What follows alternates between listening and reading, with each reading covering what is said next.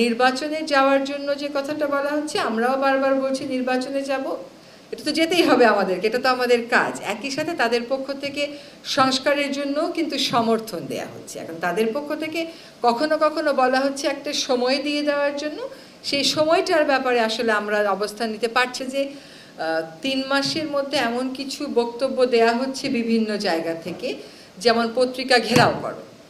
তো এই বক্তব্যগুলো আসলে উস্কানিমূলক এবং সেইগুলো গণতন্ত্রের দিকে যাবার পথটাকে তো আসলে সুগম করছে না। ওনার বক্তব্যের স্পিরিটটা আমি যেটা বুঝেছি সেটা হচ্ছে এই রকম, এবং সেখানে সরকার কিন্তু সরকারের অবস্থান স্পষ্ট করেছে। প্রথম কথা হচ্ছে যে রাজনৈতিক দলগুলোর সাথে যে আমরা আলোচনায় বসছি সেটা বেশ সৌহার্দ্যপূর্ণ আলোচনা হচ্ছে। তারা যে সুপারিশগুলো দিচ্ছেন, আমরা যে কথাগুলো বলছি, এটা পারস্পরিক যদি আস্থার সৃষ্টি না করতো তাহলে অন্যরকম ছিল, কিন্তু বারবার সভায় যেহেতু বসা হচ্ছে বোঝাই যাচ্ছে যে একটা আস্থার সৃষ্টি করেছে।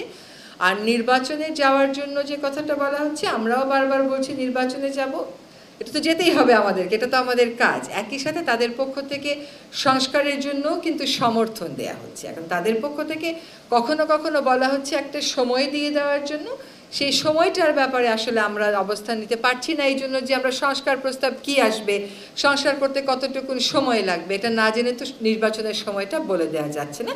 তো বারবারই বলা হচ্ছে যত দ্রুত সম্ভব দিয়ে দেওয়া হবে।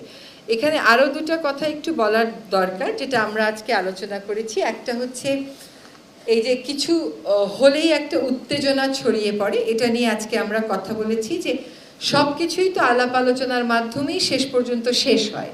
তাহলে প্রথমেই রাজপথটাকে বেছে না নিয়ে সরকারের সাথে আলাপ আলোচনা করলে মানুষের মনে যে একটা আশা, ওই আশার জায়গাটা আর সংকুচিত হবে না।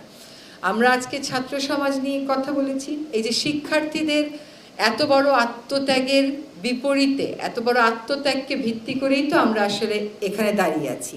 সংস্কারের কথা বলছি, গণতন্ত্রের কথা বলছি, গণতন্ত্র সুগম করার কথা বলছি, বৈষম্যহীন সমাজ গড়ার কথা বলছি। তো সেখানে আমরা একটা আহ্বান আপনাদের মাধ্যমেও জানাতে চাই সকল শিক্ষার্থীদেরকে, যে মানুষের যে তাদের প্রতি আস্থা, এটা কিন্তু 5ই আগস্টের পরে আমরা আবার দেখলাম যখন বন্যা হলো, বন্যার সময় টিএসসিতে কি পরিমাণ ত্রাণ দেওয়ার ভিড় হয়ে গেল। মানে মানুষ একটা বড় আস্থার জায়গা খুঁজে পেয়েছে। ছোট ছোট বিরোধ নিয়ে এমন কিছু করা উচিত না যেটা আসলে আমাদের জাতীয় স্বার্থকে সমুন্নত রাখার যে লড়াইয়ে আমরা সকলে সামিল হয়েছি সেটা কোনোভাবেই প্রশ্নবিদ্ধ হতে পারে। শিক্ষার্থীদের উপর এই জাতি যে আস্থা রেখেছে, যে ভরসাটা রেখেছে, এই ভরসাটা যেন অক্ষুণ্ণ থাকে, এটা যেন আরও বাড়ে, আরও সুদৃঢ় হয়। সেজন্য যে কোনো বিরোধ, যে কোনো সমস্যার সমাধান সরকারের সাথে আলোচনার মাধ্যমেই যেন সকলে করেন, শিক্ষার্থী সহ, সেটা আমরা আপনাদের মাধ্যমে একটা আহ্বান জানাচ্ছি। আরেকটা কথা হচ্ছে যে আমরা বারবার এটা রিটারেট করেছি যে আমরা যে সম্প্রীতির কথা বলি এই দেশে, এই সম্প্রীতিটা সত্যিকার অর্থে আমরা মূল্যবোধ হিসেবে ধারণ করি। এই সমাজ সবসময়ই এটা মূল্যবোধ হিসেবে ধারণ করেছে। এটা যদি আপনারা গতকাল যে পরিস্থিতিটা শান্ত থাকলো এটাও মূল্যায়ন করেন, তাহলেও দেখবেন যে অনেক উস্কানি আসতে পারে, কিন্তু সহসা বাংলাদেশে এসব উস্কানিতে প্ররোচিত বাংলাদেশের সাধারণ মানুষ কখনো হবেন না। এবং বাংলাদেশের এই সাধারণ মানুষের যে স্পিরিটটা, এটা সরকারেরও স্পিরিট, যে এখানে কেবল আমরা সম্প্রীতি বলবো তা না, আমরা সত্যিকার অর্থে সম্প্রীতিটা স্থাপন করে দেব। এই জন্য যত আমাদের মধ্যে দূরত্ব থাকতে পারে, ভুল বোঝাবুঝি থাকতে পারে, দাবি দেওয়া থাকতে পারে, সেগুলো নিয়ে আমরা সকল সময় আলোচনা করব, প্রকাশ্যে আলোচনা করব, প্রয়োজনে তারা আসবেন, আলোচনা হবে, প্রতিটি অপরাধের বিচার হবে।